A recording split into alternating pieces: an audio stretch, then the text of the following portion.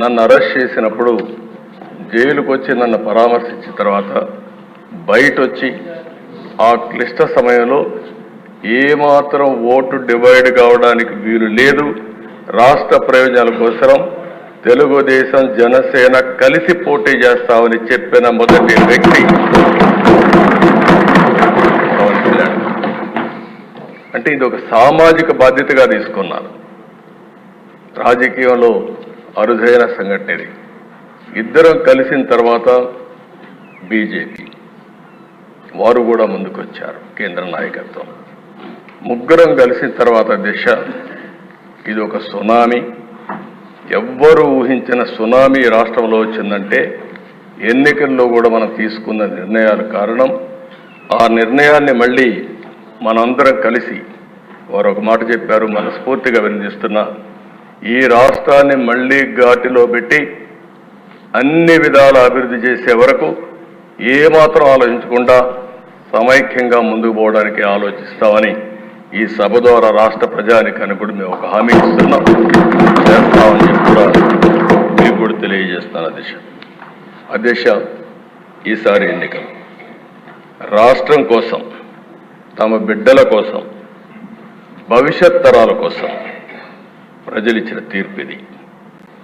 ఉపాధి కోసం వేరే రాష్ట్రాలకు వెళ్ళినటువంటి పేదవాళ్ళు వాళ్లే టిఫిన్ క్యారియర్ తీసుకొని వచ్చి ఓటేసి మళ్ళీ తిరిగి చెన్నైకో, హైదరాబాద్కో, బెంగళూరుకి వెళ్ళారు.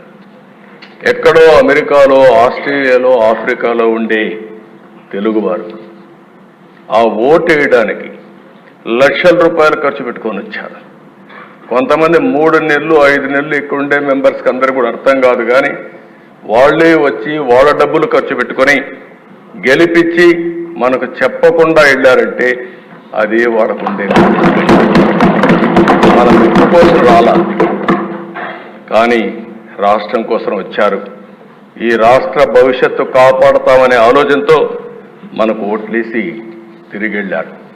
ఇంకొక పక్కన దిశ తెల్లవారితో నిద్రలేస్తే ఎప్పుడూ రానివాడు నిద్ర లేస్తానే నేరుగా పోలింగ్ స్టేషన్కి వచ్చి, అంటే పీక్ పీరియడ్లో ఎంతమంది వస్తారో అంతమంది నిలబడుకొని 5-6 గంటలు వెయిట్ చేసి రాత్రి 12-1 గంట వరకు ఓట్లేశారంటే అధ్యక్ష, అది వాళ్ళు చూపించిన చొరవ.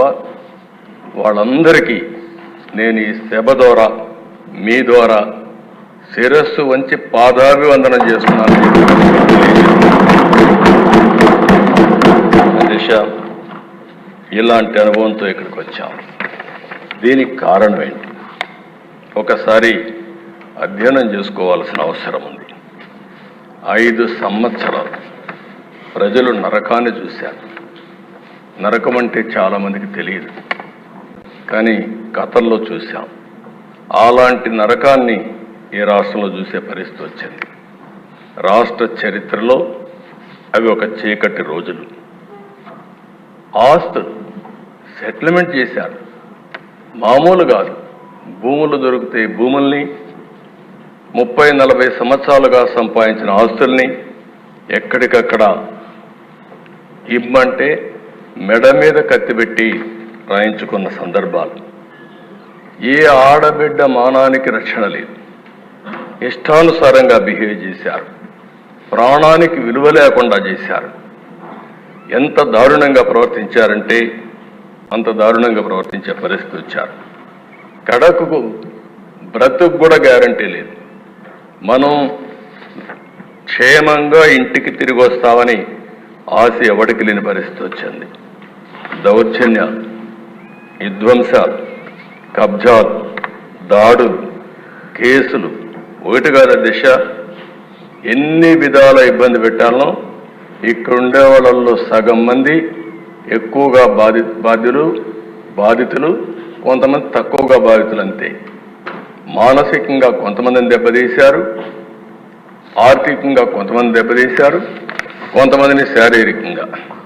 కడాన దిశ మీలాంటి వ్యక్తి పైన అటెంప్ట్ రేప్ కేసు పెట్టించే పరిస్థితికి వచ్చారంటే అది తలుచుకుంటే ఇప్పటికి కూడా జీర్ణించుకోలేకపోతున్నాం.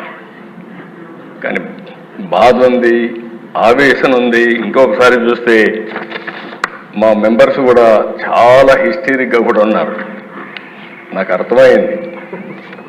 ఇప్పుడు మా తాడిపత్రి ఉన్నాడు, అశ్విన్ ఉన్నాడు. అశ్విన్ జైలుకు పోయి వచ్చాడు. ఇక్కడే అచ్చెన్నాయుడు ఉన్నాడు, జైలుకు పోయి వచ్చాడు. నారాయణ ఉన్నాడు, తిప్పి తిప్పి తిప్పి ఎక్కడికెక్కడికో తీసుకుపోయి అదృష్టం బాగుండా అరెస్ట్ కాకుండా జైలుకు పోకుండా బయట వచ్చాడు. ఇవన్నీ సరే. రఘురామకృష్ణరాజు ఇంకేమవుతాడో తెలియదు. ఆ రోజు రాత్రంతా నిద్రలేదు.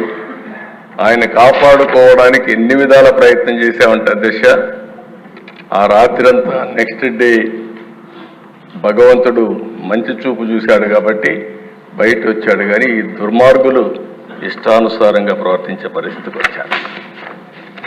మనం ఇబ్బందులు పడ్డాం.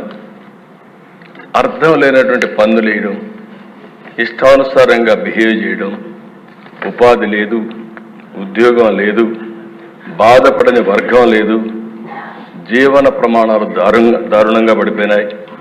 అంతటా అభద్రత, అశాంతి, ఆందోళన, అసంతృప్తి ఇవన్నీ కలిపే మనకు వచ్చిన మెజారిటీస్. ఈ విషయం మనందరం గుర్తుపెట్టుకోవాలి.